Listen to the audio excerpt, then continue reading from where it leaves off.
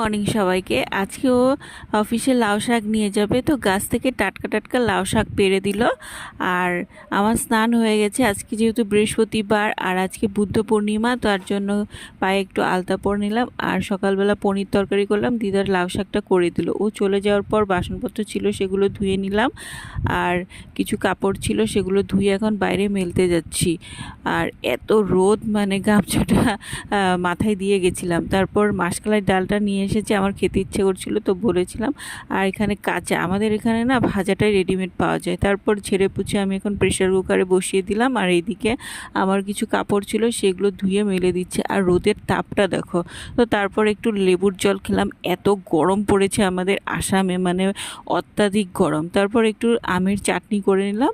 দুপুরবেলা খাওয়া দাওয়া সেরে নিলাম। তারপর ও আসার পথে দিদার জন্য একটা ফ্যান নিয়ে আসলো রান্নাঘরে দিয়ে দেওয়ার